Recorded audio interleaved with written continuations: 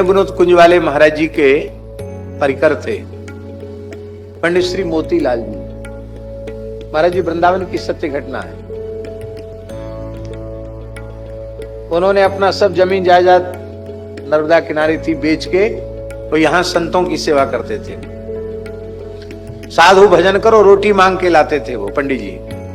उनके शरीर में क्षय रोग हो गया, टीबी हो गई। अब तो बहुत इलाज हो गया, उस समय महाराज जी इलाज नहीं था टीबी का, मुंह से खून आने लग गया।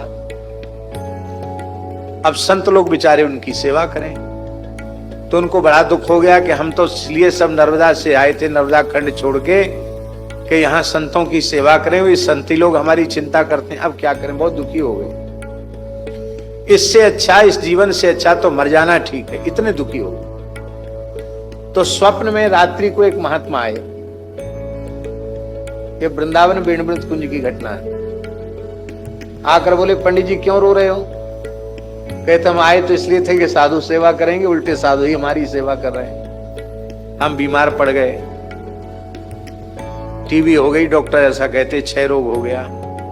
तो महात्मा ने अपनी झोली में हाथ डाला सपने में और एक पुड़िया निकाली। लाल कागज में पुड़िया बंद थी। लो पंडित जी ये पुड़िया ले लो, सवेरे उठ के पानी तो पीते ही हो, इसको फांक कर पानी पी लेना, ठीक हो जाओगे, एक खुराक में ही ठीक हो जाओगे। तो उन्होंने सपने में पुड़िया लेकर तकिया के नीचे रख दी और सवेरे उठे तो उनको सपना याद आया कि सपने में कोई महात्मा जी आए थे और झोली में से एक पुड़िया दे गए। तो सहज ही उन्होंने तकिया हटाई तो वो लाल पुड़िया निकली, स्वप्न सत्य हो गया। तब उन्होंने पुड़िया फांक ली, चूरन जैसा कुछ था, तांबे के लोटा में छान के जल रखा था, वो जल पी लिया। आश्चर्य की बात, उनको पीते ही इतनी शक्ति आ गई कि जो पहले अपने बिना सहारे के स्नान वगैरह भी नहीं कर पाते थे, उठ नहीं पाते थे, इतने कमजोर हो गए थे, वो सवेरे उठ के सेवा में लग गए, स्नान घर में चले गए, नहा धो लिए, कीर्तन करने लग गए। तो लोगों को इनको क्या हो गया, पंडित जी को, मोतीराम जी को देखा, बोले हम तो ठीक हैं, हमें कोई कमजोरी नहीं है। कहे चलो भाई डॉक्टर को दिखाओ। तो परीक्षण कराया तो पूरी तरह वो टीबी रोग से मुक्त हो गए। उसके बाद कई वर्षों तक वो जीवित रहे। अब सोचो, घटना स्वप्न की है और प्रत्यक्ष में सत्य होगी। पर स्वप्न के दर्शन से प्रत्यक्ष दर्शन की महिमा, भगवान के साक्षात दर्शन की, प्रत्यक्ष दर्शन की बड़ी भारी महिमा है।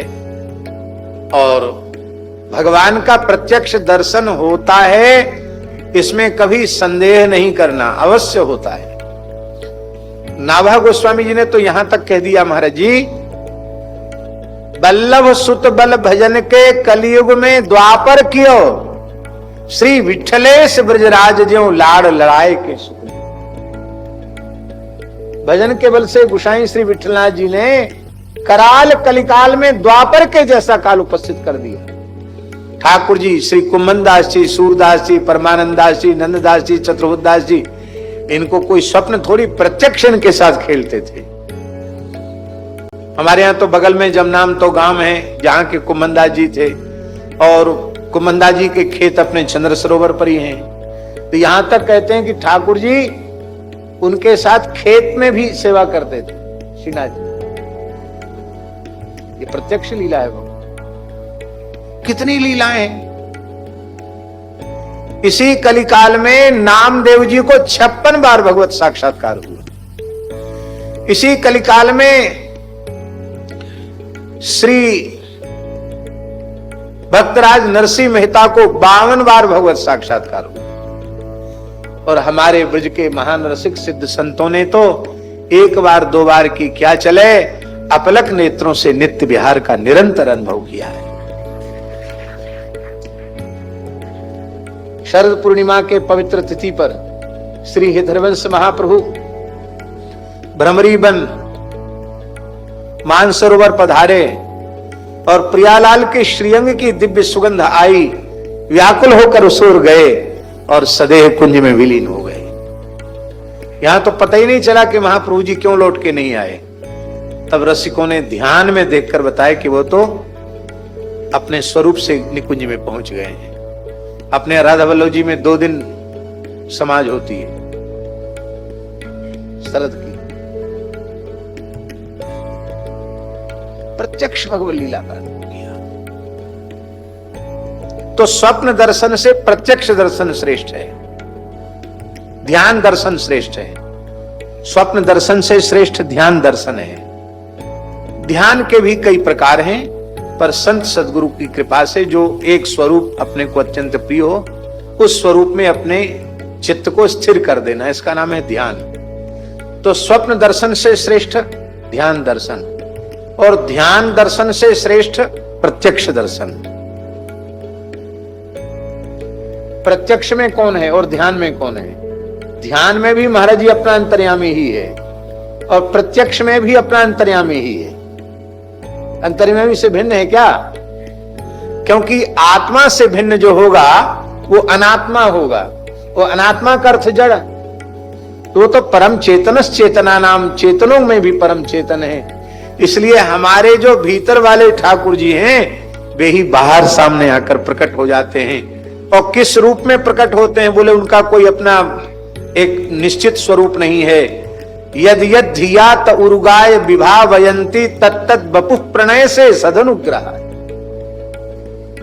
भक्त जिस जिस प्रकार की भावना से भावित होकर ध्यान करता है, उसकी भावना के सांचे में ढलकर ठाकुर जी उसी स्वरूप में प्रकट हो जाते हैं। ये तीसरा दर्शन है, पर अंतिम दर्शन है सर्वत्र भगवान का दर्शन होने लग जाना। भगवद अतिरिक्त कुछ भी नहीं है, ऐसा भीतर से सुदृढ़ विश्वास हो जाना। और जित देखो तित श्याममयी है। तो यावन्न पश्ये दखिलम मदात्मकम तावन मदाराधन तत्परो भवेत। भगवान कह रहे हैं कौशल्य माता, भक्ति योग की पूर्णता इसी में है कि सारे जगत को मदात्मकम, यहां ब्रह्मात्मक जगत के अनुभव की बात कही गई है। ब्रह्मात्मक जगत, इस सारे जगत को ब्रह्मात्मक रूप में देखना, यही भक्ति योग की सिद्धि है। स्वप्न साधक की उपासना का दर्पण है। स्वप्न से पता चलता है कि अंतःकरण कैसे दृश्य बना रहा है, क्योंकि उस समय सृष्टा स्वयं जीव ही तो होता है। तो उसमें राजसी तामसी संस्कार होंगे तो उस प्रकार के पदार्थों की रचना करेगा, और गुणातीत होने पर भगवत लीला प्रकट होने लग जाएगी। गुणातीत अवस्था आने पर भगवत लीला प्रकट होने लग जाएगी। तो स्वप्न विज्ञान का दूसरे मार्ग में भले ही कोई महत्व न हो, पर वैष्णवों की उपासना पद्धति में तो स्वप्न का भी बड़ा आदर है। हमारे यहाँ तो त्रिजटा भी कह रही है, यह सपना में कहूं पुकारी, वो यही सत्य गए दिनचारी। और हनुमान जी ने 4 दिन लगाए क्या? हनुमान जी ने तो 4 दिन नहीं लगाए, सुना और सवेरे काम पूरा कर दिया।